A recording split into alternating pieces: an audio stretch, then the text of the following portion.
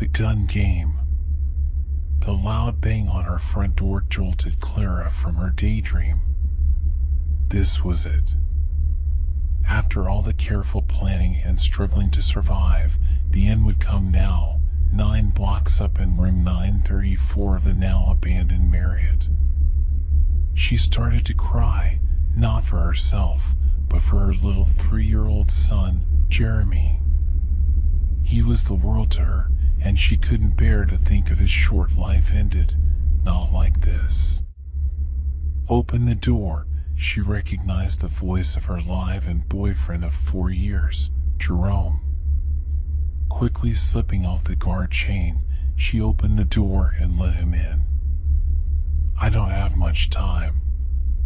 The boys are going to pick out what's left of the path mark, and I want to be first in line. He suddenly stopped. Damn, baby, you smell good. What is that? It's called Lovely, by Sarah Jessica Parker, she said simply. I found it next to the mini bar. Only the best, right? Yeah, he said as he left 2 backpacks next to the door and turned to leave. I'll be back soon.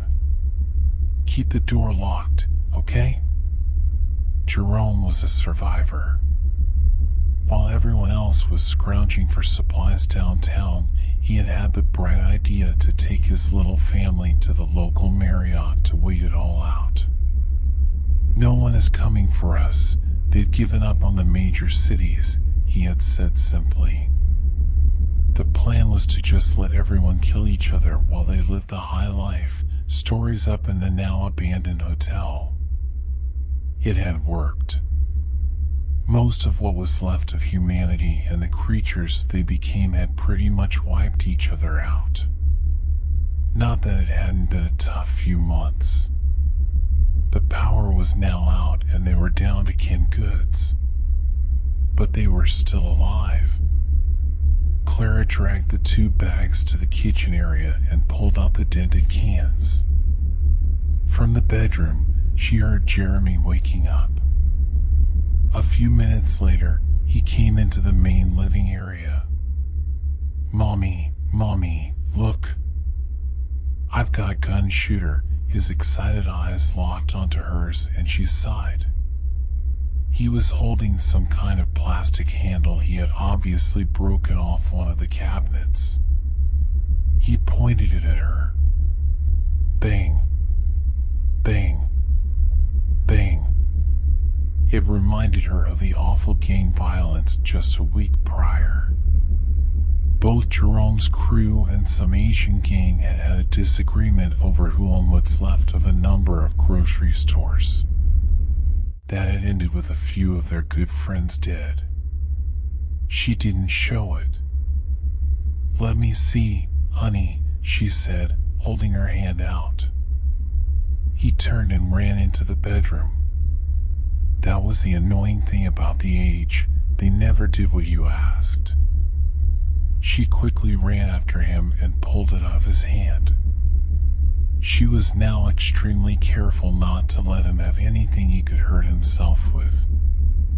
It was safe enough.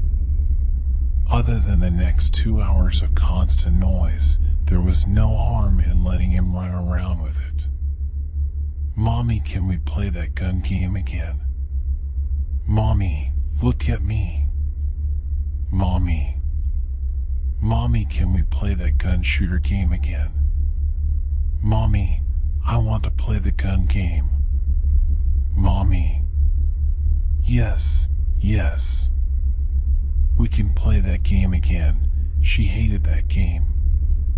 Every time she played it, it reminded her of the last couple of months. In the last hours of the city's death, both sides had come out of hiding and shot it out. It was unsettling enough to be on the outskirts of a war zone. What made it absolutely unbearable was knowing that one side of the conflict was composed of the Walking Dead. They had made it as far as the hotel. Jerome and his gang, as well as some of the other groups, had held them off just over by 5th Street, well within view of the 9th-floor Marriott. They had been content to put bullets into their enemies and move on. Conversely, when one of those things shot a human, they usually ended up carrying them off and eating them. Humans were fighting for survival. They were hunting for food. She had seen it firsthand. A couple of Asian thugs had been cautiously scouting between 5th and Broadway, and the enemy descended upon them with a plan that was both aggressive and cunning. These were not the meandering, shuffling corpses you saw in the movies. The enemy was very much intelligent, and they were still out there. She had only run into one of them once. Jerome had given her a handgun off of a dead police officer and told her, just point and squeeze. To be honest, he had taken care of things so well she didn't think she'd actually have to do any shooting herself. But a day ago, in the hotel, one of them had slipped by the patrols and gotten in the building. She and Jeremy had gone to get ice.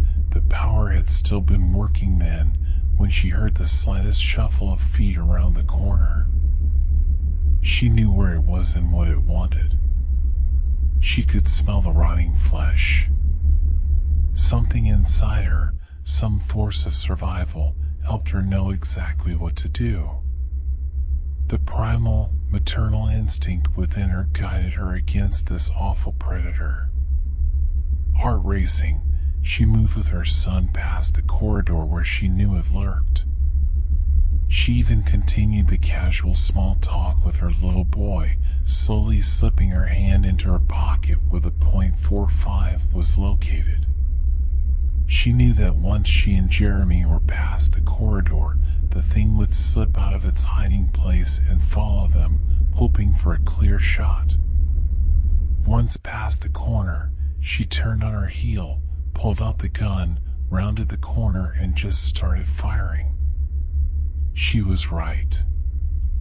Not only had the thing come out of hiding, but it had moved at a quick pace too.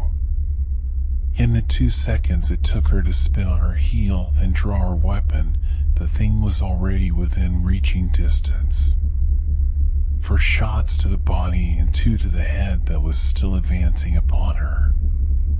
She could still remember the expression of surprise and fear on its face just before its entire head popped, the gray matter spilling everywhere behind it. She had expected to see some expression of an undead creature, twisted in hatred and loathing. The terrifying thing was that aside from the rotten smell and blackened appendages, its face still looked human. Not waiting to see if there were more of them, she grabbed her son and bolted for room 934. She frantically reached into her pocket for the hotel room key card, cutting her hand on the various survival items in her pocket. She swiped it over and over on the door key, desperate for the green signal that would indicate the lock would give. Finally, it did, and she grabbed her son again and shoved him inside. Rather than be traumatized by the whole event, Jeremy's little mind instead translated it into a game. The gun shooter game. His 3-year-old psyche interpreted the event as some elaborate fantasy, one that he wanted to repeat. It was odd the way that a child's mind translated near death. Now, Clara had to relive the entire incident over and over again in order to maintain the facade that the two of them had not escaped certain death just yesterday. Bang. Bang. I got you, Mommy. In the head. I shot you. You're dead. You're dead, Mommy. Fall down. Fall down. She had humored him enough, and she couldn't take the reality of the previous day's horror anymore. I don't want to play anymore, sweetie. Go eat your dinner. She was surprised when he obeyed. Sitting at the kitchen table, she watched as Jeremy ate the food she had made for him. Since yesterday, she had had trouble eating. She would put food in her mouth, think about the gray pieces of brain splattered all over the adjacent corridor, and vomit. But whatever it was about watching her son gobble up the last pieces of canned squash and mashed carrots seemed to finally convince her appetite to surface. In fact, she was really hungry. She leaned in towards him to kiss him on the cheek, her maternal instincts kicking in again despite the nausea. Sometimes, a mother just has to reach over, grab her child close and kiss him over and over, especially considering recent events. She nuzzled her lips against his cute baby fat cheeks and rubbed her nose into him. Something was wrong. She felt an unusual, insatiable desire to bite. His flesh, his soft, supple baby fat called out to her aching stomach and demanded union. She stood quickly. "No," she whispered. "Please, God, no." She ripped off the bandages and looked down at her wounded hand. The blood vessels next to the blackened incision had ever so slightly blackened up her vein like a mild case of tetanus. When had she cut her hand on again? Jeremy sat next to the kitchen table, mindlessly muttering the gibberish of a 3-year-old and coloring outside the lines of his favorite dinosaur book. She watched him for a moment, knowing that if she did not act quickly, her maternal instincts would be overcome by her insatiable hunger. Of course, she could just give in if whatever was inside her hand did to Jeremy what it had done to her. Her indecision was broken by her son's innocent inquiry. "Mommy, let's play the gun game again." "Okay, sweetie."